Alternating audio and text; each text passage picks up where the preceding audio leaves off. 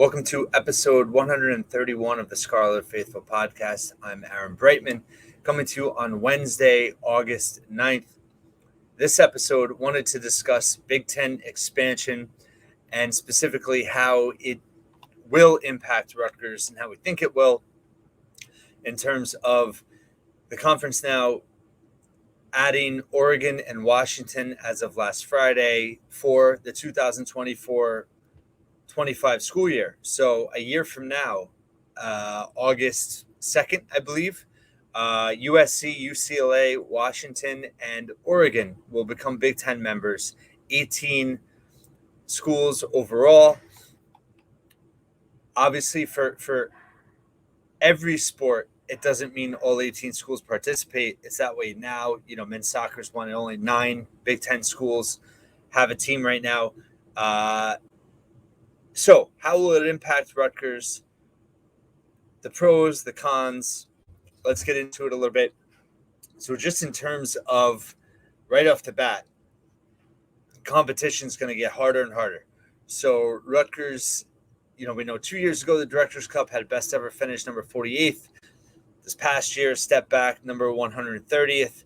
Not a good year in that respect. However, that's the popular measure to look at, but there's other ways to measure progress. And Rutgers has certainly, in many sports, is much more competitive in the Big Ten than they were 10 years ago when they entered the league, 9 years ago. So what sports are going to get harder? Obviously football, Oregon and Washington, 2 good teams. I mean, if you think about the top 10 in football now in the Big Ten out of 18 teams, I mean, all 4 Pac-12 teams coming to the Big Ten are probably, if you just looked at power rankings and kind of projections, Washington, Oregon, UCLA, and USC would all, I put them all in the top 10. And then you have obviously Ohio State, Michigan, Penn State, Wisconsin.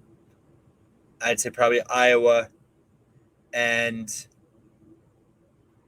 10, 11, I don't know, maybe Michigan State, Nebraska, Illinois. But that top 9 is pretty clear, and that top half of the conference. And that's a pretty tough top half. Obviously, divisions are going away after this year. The 2024-2025 schedules are now going to have to be reworked. We know 24, Rutgers basically didn't get any favors. The East goes away, but they're playing every former East team other than Indiana, and they're getting UCLA and Iowa. So be interesting to see if that schedule changes at all. But football is going to get harder. Basketball, Oregon's been okay. They've been down in recent years, but they're still a good program. Washington has not. Other sports. So Washington is a powerhouse in men's soccer. They were just in the national finals 2 years ago. They finished last season ranked number 6. They've won 4 Pac-12 titles in a row. UCLA is, you could call it blue blood in men's soccer. They've won 4 national titles. They've been in, I think, 9 or 10 title games, a bunch of Final Fours. Rutgers is actually playing them in the non-conference again this year. And I just wrote an article today on the Scarlet Faithful about head coach Jim McElderry talking about the challenges with the Big Ten expansion, specifically scheduling, which we'll get into in a minute. In addition, with Washington, they finished number 16th in gymnastics, volleyball. So volleyball, Oregon finished last season ranked number 7th, and Washington actually was ranked going into the postseason, and they finished unranked. But you're talking about adding Oregon, right? Big Ten had 5 teams finish in the top 11 last season, and now you're adding Oregon on top of that. And then Washington is a good program. So volleyball, Rutgers has faced such an uphill battle there, and it's going to get a lot tougher. Washington also number 5 in softball. They finished this past season. Oregon, number 12 in baseball, number 19 in softball. In the Directors Cup standings after last year, USC finished 10th, UCLA finished 14th, Washington finished 21st, and Oregon finished 38th. So competition is going to get a lot harder. Obviously, it varies in sports. Track and field, I mean, obviously Oregon is historic. But it's and I know not everybody cares about every sport, but all four of these schools add a lot in terms of competitiveness, and that's just going to make Rutgers, it's going to be even harder in terms of moving up the standings and getting better. I do think one thing that this helps with recruiting, right? I think it's going to be interesting. We've seen Rutgers in multiple sports now move into the Midwest, get athletes from Big Ten territories with other Big Ten schools. And this is going to open, I think, opportunities for California, for the West Coast, for Rutgers to recruit a little more when they're on road trips. I also think it's going to open opportunities with kind of reconnecting with donors out there. Um, Rutgers is pretty good about having donor events on road trips. Now you're going to be able to have these West Coast road trips and be able to have those types of events and maybe tap into resources on the donor side that they haven't really had as much of a connection with. So I think that's an upside. Scheduling challenges and costs, I touched on it with head coach McElderry.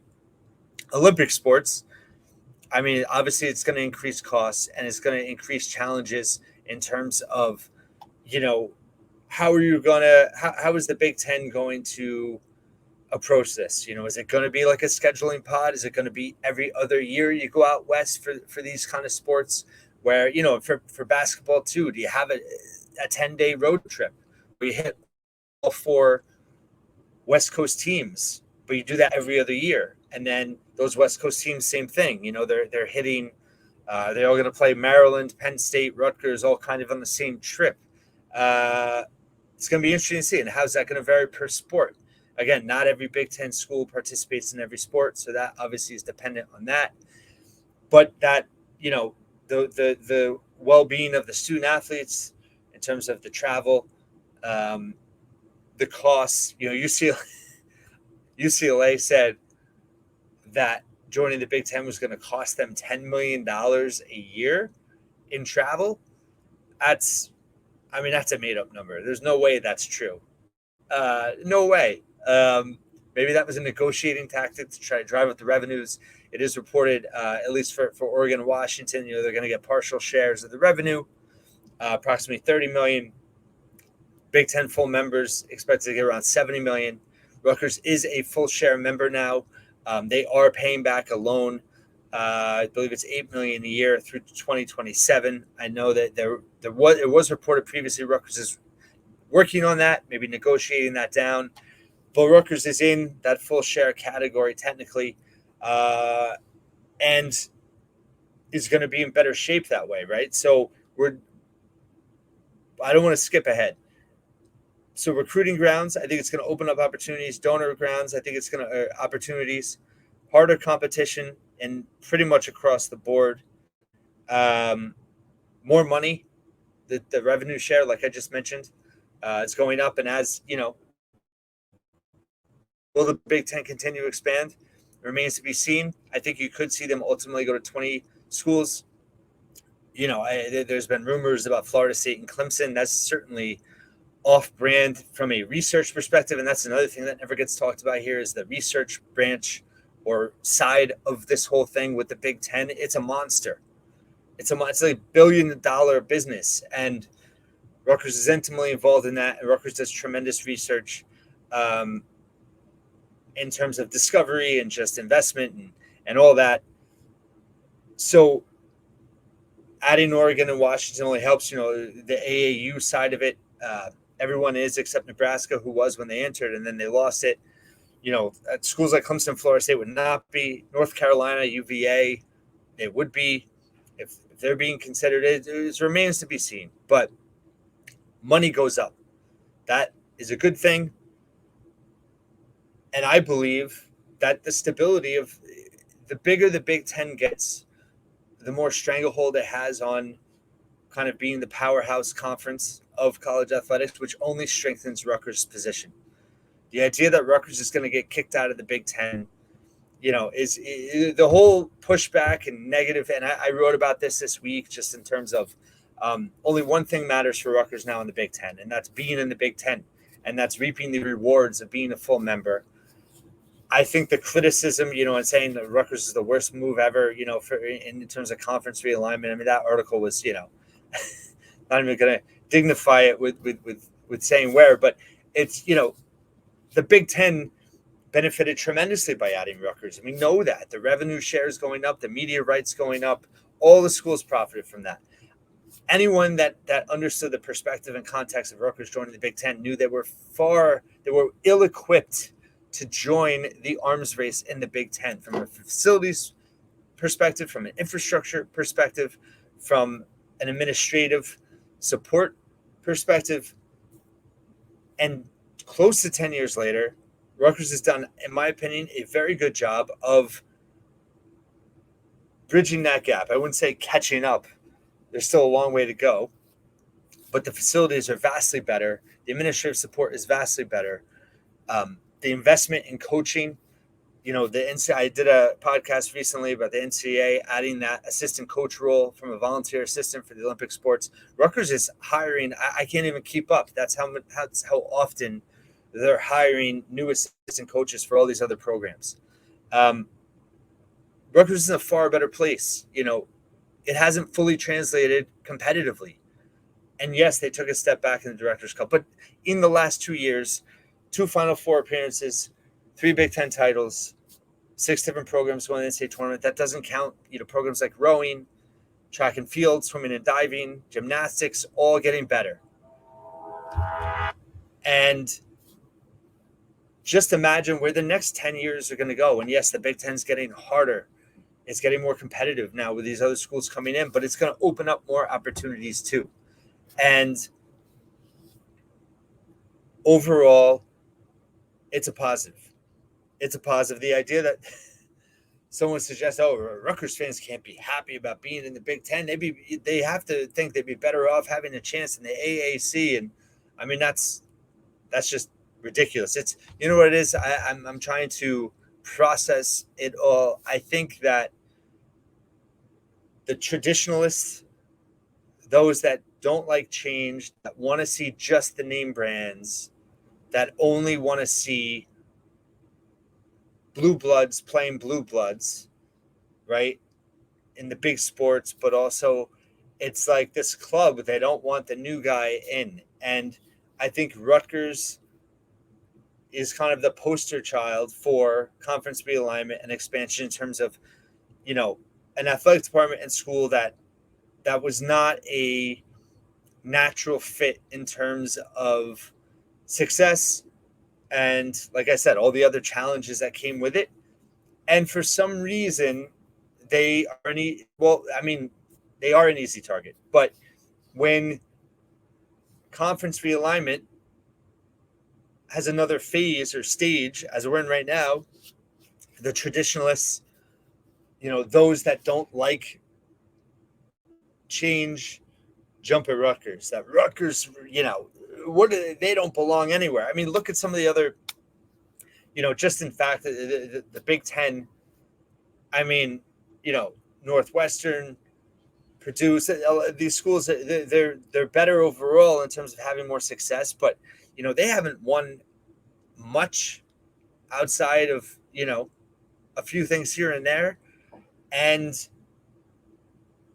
it's just funny how Rutgers gets thrown to the fire, and let them.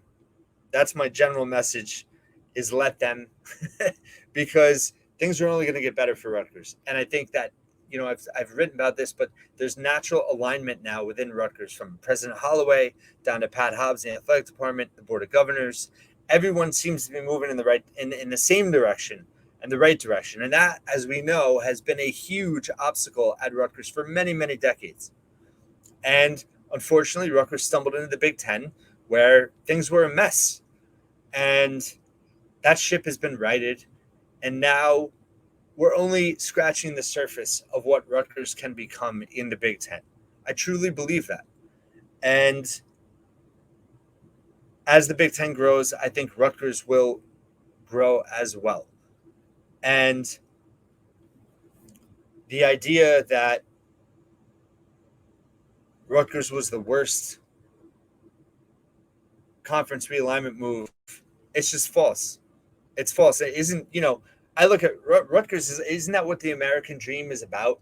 Making yourself out of nothing, the coming to a place, a land, a conference where you've never been at a certain level and you make yourselves into that. You build your business, you build your brand, you create, you become.